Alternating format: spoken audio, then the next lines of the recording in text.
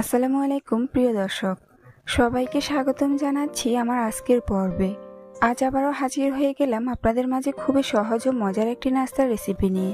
এই গরমে চুলার কাছে যত কম থাকা যায় ততই নিজেকে সতেজ মনে হয়। তাই চুলার কাছে কম সময় থেকে কিভাবে সবাই পছন্দ করবে এরকম একটি নাস্তা তৈরি করবেন, আজকে আমি আপনাদের সাথে সেই রেসিপিটি শেয়ার করব। অল্প সময়ে অল্প উপকরণে যে কেউ চাইলেই ঝটপট এই নাস্তার রেসিপিটি ট্রাই করে দেখতে পারেন। কথা দিচ্ছি ভালো লাগবে। তো চলুন রেসিপিটি দেখে নেওয়া যাক। এই রেসিপিটি তৈরি করার জন্য প্রথমে আমি এখানে নিয়ে নিব 1 কাপ পরিমাণ ময়দা। চাইলে আপনারা এখানে আটাও ব্যবহার করতে পারেন।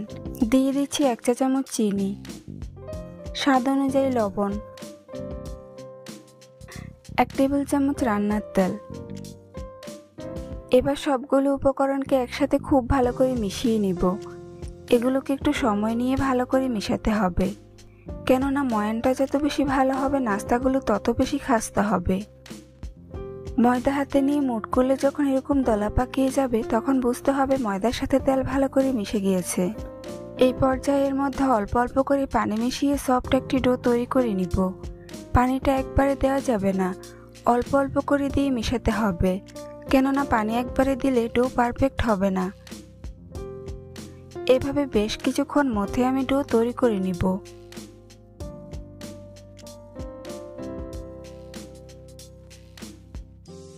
ডো তৈরি করে নিয়েছি।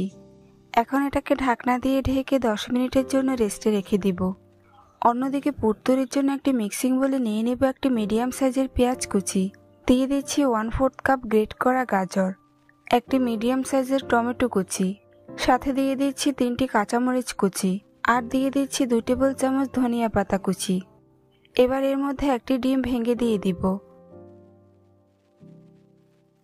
এখন দিয়ে দিব স্বাদ অনুযায়ী লবণ, আর দিয়ে দিচ্ছি 1 চা চামচ চাট মশলা। এবার সবগুলো উপকরণকে একসাথে খুব ভালো করে মিশিয়ে নিব। আমি এখানে খুব বেশি মশলা ব্যবহার করিনি, তবে আপনারা চাইলে টেস্টের জন্য ধনিয়া গুঁড়া, জিরা গুঁড়াও ব্যবহার করতে পারেন। আর চাইলে এখানে আরও কিছু সবজিও অ্যাড করে নিতে পারেন, তবে এমন সবজি অ্যাড করবেন যেগুলো খুব তাড়াতাড়ি সিদ্ধ হয়ে যায়। মেশানো হয়ে গিয়েছে, এবার এগুলোকে একপাশে রেখে দিব। ফিরে আসলাম 10 মিনিট পর। এবার ঢাকনা সরিয়ে নিচ্ছি, তারপর ডোটাকে আরও কিছুক্ষণ মথে নিব। এবার এর থেকে অর্ধেক পরিমাণ ডো নিয়ে নিব। তারপর একটি শক্ত বোর্ডের উপর সামান্য ময়দা ছিটিয়ে নিব। এবার এই ডোটিকে ময়দার উপরে নিয়ে ভালো করে সেট করে নিব। তারপর রুটি বেলে নিব। এই রুটিটা খুব বেশি পাতলাও হবে না, আবার খুব বেশি ভারীও হবে না, মাঝারি পুরুত্বের একটি রুটি বেলে নিব। আর রুটিটাকে অবশ্যই একটু বড় করেই বেলে নিতে হবে।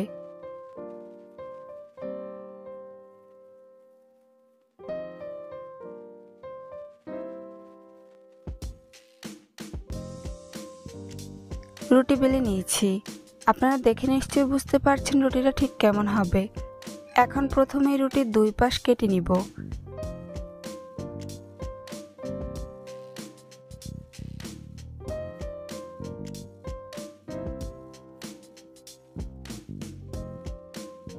তারপর অপর 2 পাশ কেটে রুটিটাকে সমান করে নিব।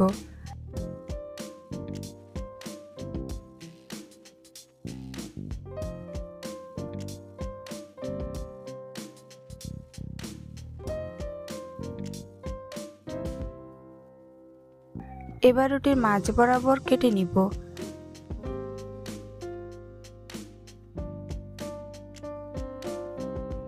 এরপর অপর পাশ থেকে রুটিটাকে মাঝ বরাবর কেটে রুটিটাকে 4 ভাগ করে নিব।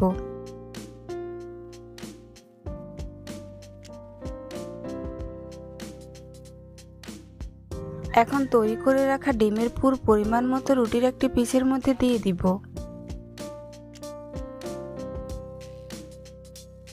পুর দেওয়া হয়ে গেলে রুটিটাকে নাস্তার শেপ দিয়ে দিব। এভাবে প্রথমে 2 কোণা মিলিয়ে নিব, তারপর অপর 2 কোণাও মিলিয়ে নিব। এবার 4 কোণা চেপে চেপে সিল করে নিব। যেহেতু ডিমটা লিকুইড তাই বেরিয়ে যাওয়ার সম্ভাবনাই বেশি, তাই নাস্তাগুলো তৈরি করার সাথে সাথেই ভেজে নেবেন। একই রকম ভাবে আমি বাকি নাস্তাগুলো তৈরি করে ভেজে নিব। তাই চুলে একটি প্যান বসিয়ে পর্যাপ্ত পরিমাণ তেল গরম করে নিয়েছি। এখন এই গরম তেলের মধ্যে একে একে নাস্তার পিসগুলো দিয়ে দিব। একবারে যতগুলো ধরে আমি প্যানের মধ্যে ততগুলো দিয়ে দিচ্ছি। বাকিগুলোকে পরে ভেজে নিব।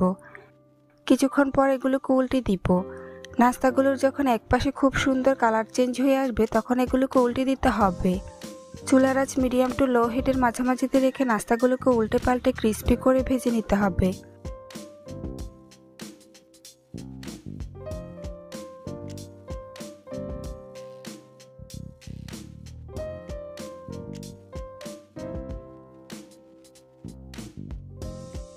ভাজা হয়ে গিয়েছে।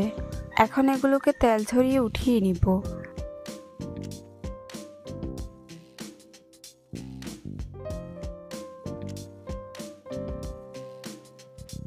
বাকি নাস্তাগুলোকে আমি একই রকমভাবে ভেজে নিয়েছি।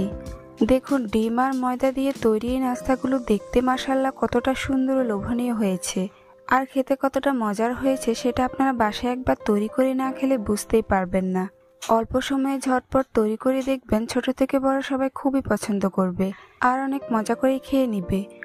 রেসিপিটি ভালো লাগলে কমেন্টস করে জানাতে ভুলবেন না। চ্যানেলটি সাবস্ক্রাইব করে পাশে থাকার অনুরোধ রইল। আজ এখানেই বিদায় নিচ্ছি। আল্লাহ হাফেজ।